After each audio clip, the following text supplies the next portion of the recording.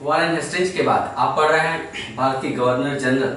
Warren Hastings के बाद Lord Cornwallis Bharat का गवर्नर जनरल बनकर 1786 ईस्वी में आया और 1793 ईस्वी तक ये भारत का गवर्नर जनरल रहा। बंगाल का गवर्नर जनरल कह सकते हैं।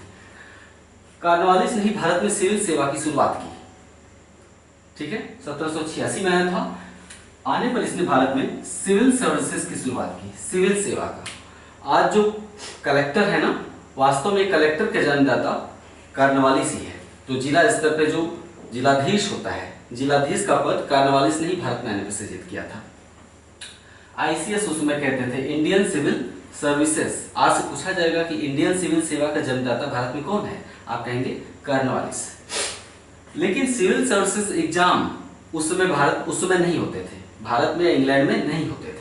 सिविल सर्विसेज एग्जाम की शुरुआत सर्वप्रथम 1853 में हुई।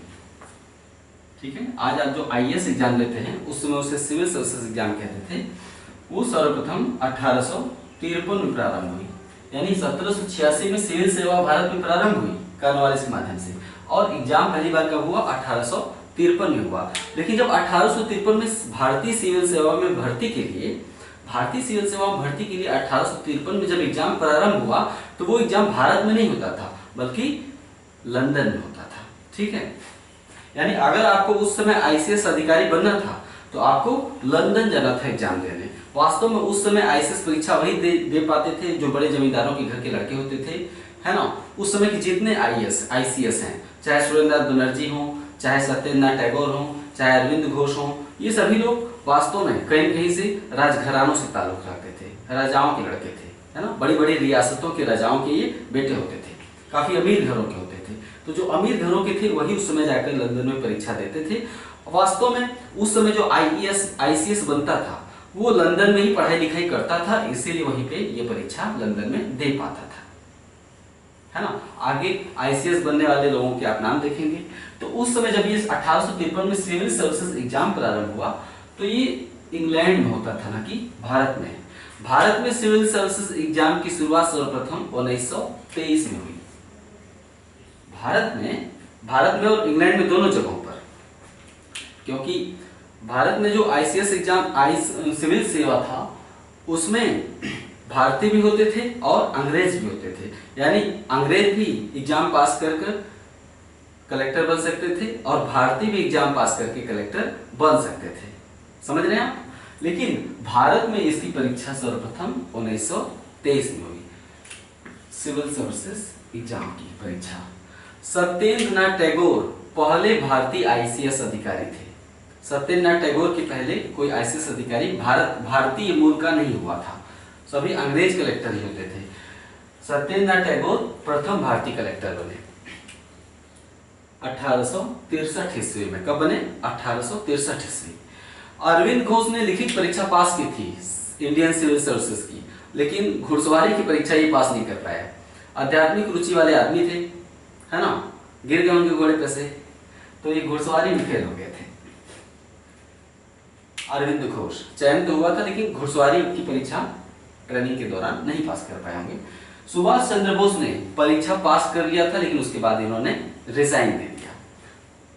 क्योंकि आईसीएस की शुरुआत कॉर्नवालिस ने की और मैं आईसीएस की बात कर रहा हूं तो अच्छा है कि यहीं पे इससे संबंधित फैक्ट मैं कंप्लीट करवा दे रहा हूं।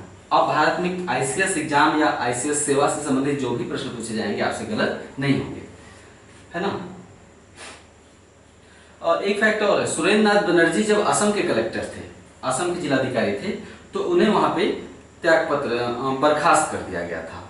असम का कलेक्टर रहते हुए सुरेंद्रनाथ बनर्जी को बर्खास्त कर दिया गया था, ये भी आप लिख लें, ठीक है।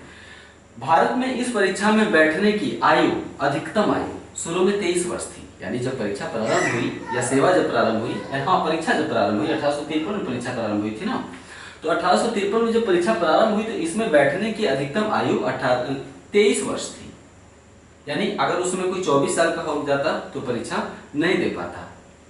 लेकिन बाद में लॉर्ड लिटन वायसराय था, लॉर्ड लिटन 1876 से 1880 तक वायसराय रहा। लॉर्ड लिटन ने इस सेवा में बैठने की, इस परीक्षा में बैठने की अधिकतम आयु 23 वर्ष से घटाकर 19 वर्ष कर दी, है ना, लिटन ने। नेक्स्ट, आपने देखा है कि भारत में सिविल सेवा का जन्मदाता कार्नवालिस है। इसके अलावा भारत में पुलिस सेवा की शुरुआत भी कार्नवालिस ने ही की, यानी भारत में पुलिस सेवा का जन्मदाता कार्नवालिस है। लेकिन भारत में न्यायिक सेवा का जन्मदाता किसे माना जाता है? वारेन हेस्टिंग्स ने। इसके पहले जब गवर्नर, बंगाल के गवर्नर जनरल के रूप में आपने वारेन हेस्टिंग्स का कार्यकाल पढ़ा तो उसमें मैंने बताया था कि 1773 के रेगुलेटिंग एक्ट के तहत कलकत्ता में सुप्रीम कोर्ट की स्थापना की, जिसमें एक मुख्य न्यायाधीश और 3 अन्य न्यायाधीश होते थे।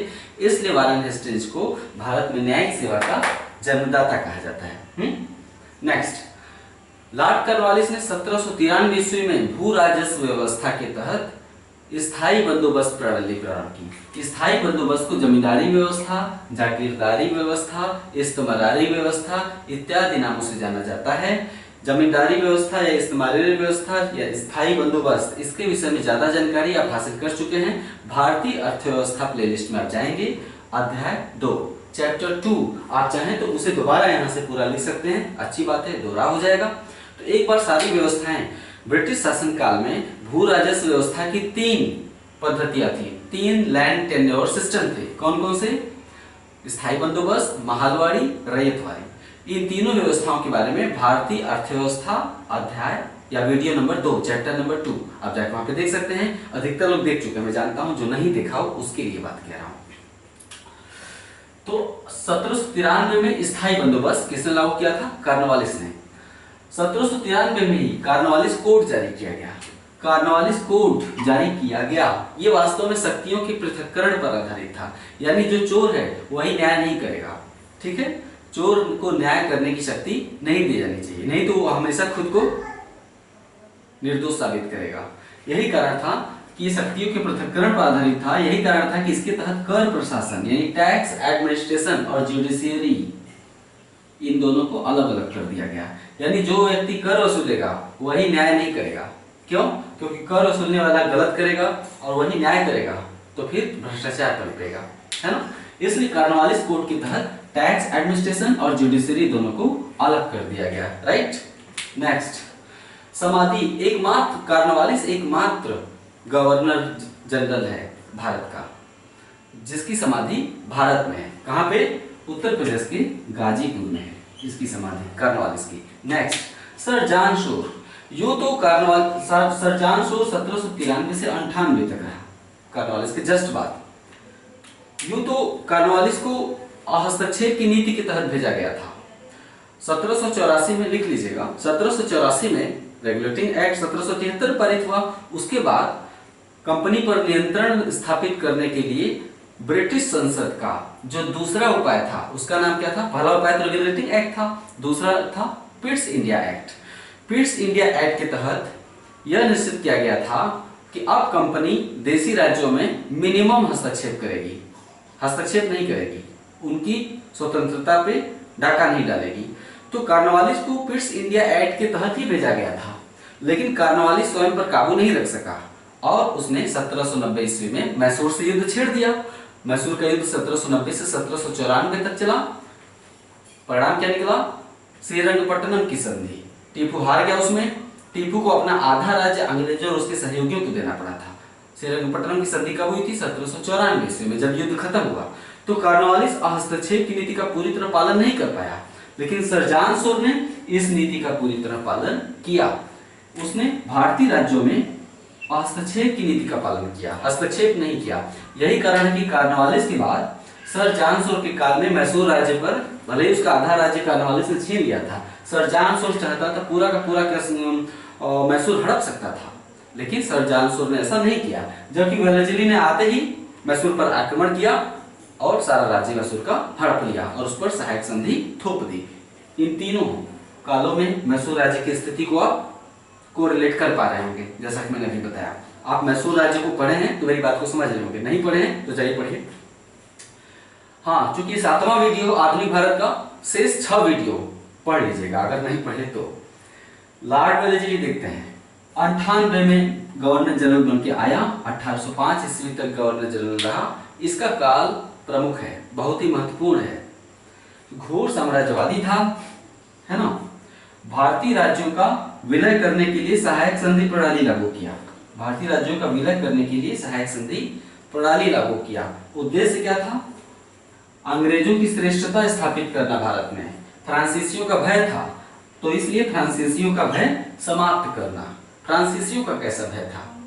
वास्तव में सहायक संधि प्रणाली जो वेलेज़ली ने प्रारंभ की, उसका असली मकसद भारत में फ्रांसीसियों को रोकना था। फ्रांसीसियों से जबरदस्त खतरा उत्पन्न हुआ था फ्रांसीसी क्रांति के बाद। किसको? अंग्रेजों को। 1789 में, यहाँ पे ठीक है, ये देखिए 1789 में फ्रांसीसी क्रांति हुई, ठीक है। नेपोलियन क्रांति के आदर्शों को यूरोप में फैलाना चाहता था। क्रांति के आदर्शों को यूरोप में फैलाने के लिए नेपोलियन पूरे यूरोप में विजय अभियान चला रहा था, और नेपोलियन का सबसे बड़ा शत्रु था ब्रिटेन। भारत में भी ब्रिटेन और फ्रांस के हित टकराते थे। भारत में अंग्रेजों ने फ्रांसीसियों को कुछ क्षेत्रों तक सीमित कर दिया था, जैसे पांडिचेरी और माहे, है ना। भारत में अंग्रेजों ने फ्रांसीसियों को कुछ सीमित क्षेत्रों में सीमित कर दिया था, और पूरे भारत पर स्वयं कब्जा करते चले जा रहे थे। कौन? अंग्रेज। तो 1789 में फ्रांस में फ्रांसीसी क्रांति और नेपोलियन क्रांति के आदर्शों का पूरे विश्व भर में, पूरे यूरोप में फैला रहा था, और अलग अलग देशों को जीतता चला जा रहा था नेपोलियन। इधर टीपू सुल्तान भी नेपोलियन से बातचीत चला रहा था।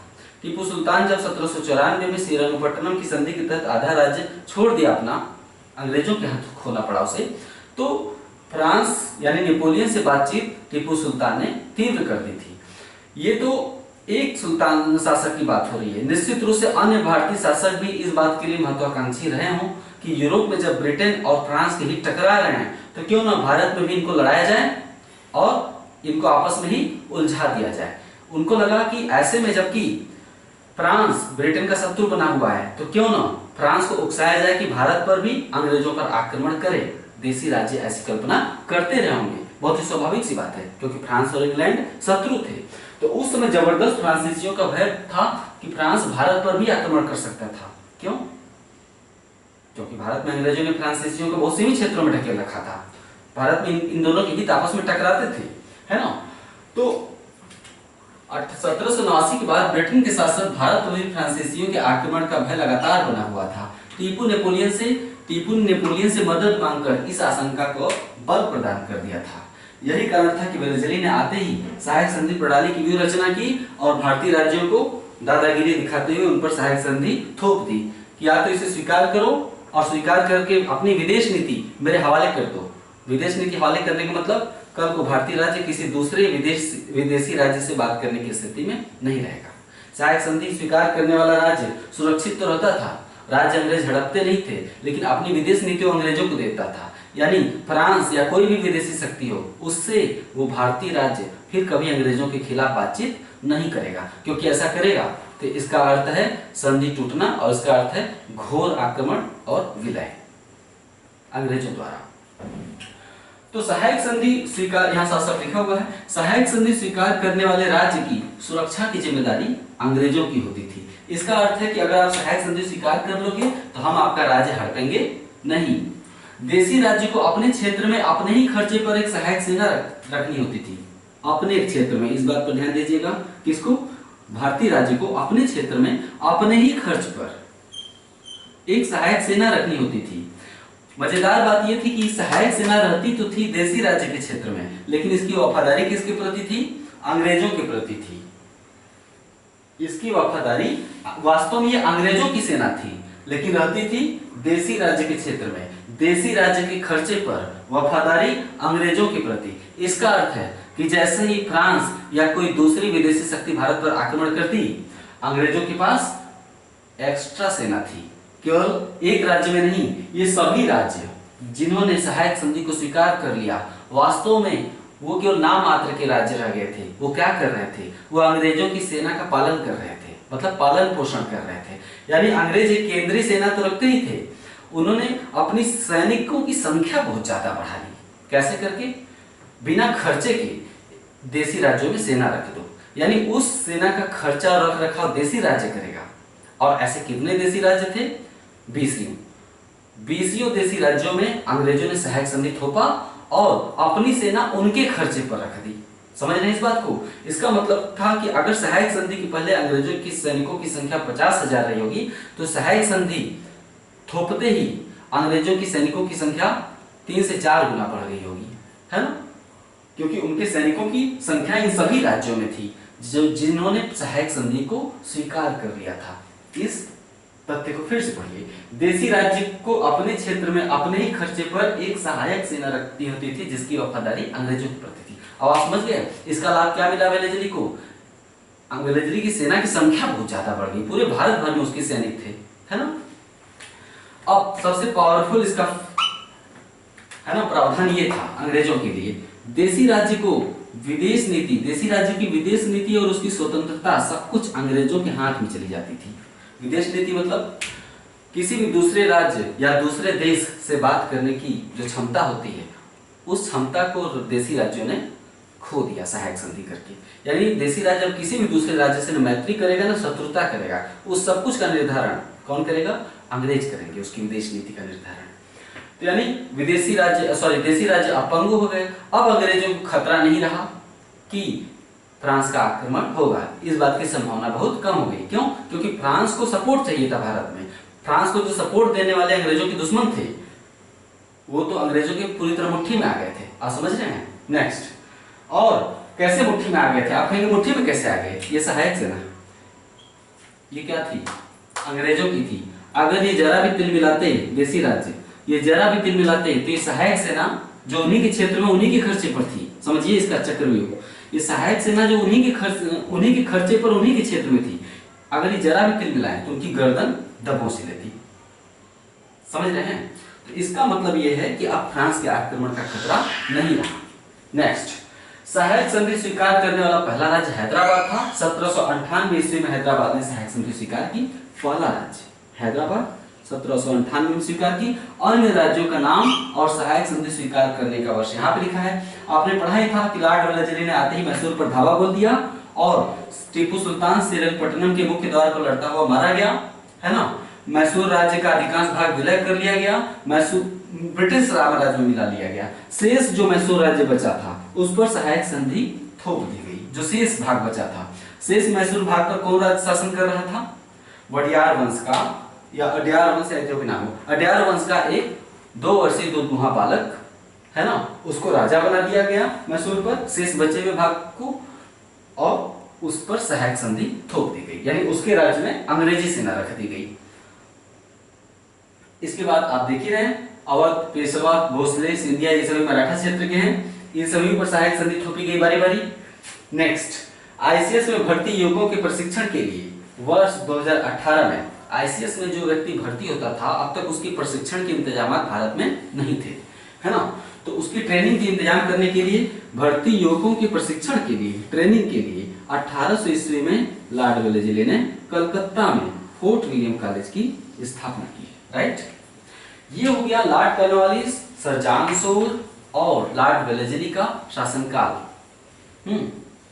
इसके बाद हम अन्य गवर्नर जनरलों को 1857 तक जितने भी गवर्नर जनरल रहे, जैसे कुछ उल्लेखनीय है, लॉर्ड हेस्टिंग्स, है ना, जिसने मराठों को पूरी तरह समाप्त किया, पिंडारियों का दमन किया, नेपाल से युद्ध किया। इसके बाद लॉर्ड विलियम बेंटिक, काफी उल्लेखनीय Lord William Bentinck, Lord Dalhousie, 3-4 governor general काफी उल्लेखनीय हैं। जो शेष हैं उनके बारे में भी बता दूंगा, लेकिन 3 गवर्नर जनरल इस अवधि में, इसके बाद लॉर्ड वेलेस्ली के बाद लॉर्ड हेस्टिंग्स है, लॉर्ड विलियम बेंटिक है और लॉर्ड डलहौजी है। इनके विषय में तो बहुत सारी बातें हैं और बहुत सारी इनकी काल्पनिक घटनाएं हैं, वो सारी जान जाइए। इस क्षेत्र से जो पूछे जाने वाले प्रश्न हैं वो आपके कवर होते जा रहे हैं, अच्छी बात ये है। ठीक है, इसी तरह हम बार बार मिलते हैं जब तक ये खत्म नहीं हो जाता है। नमस्कार।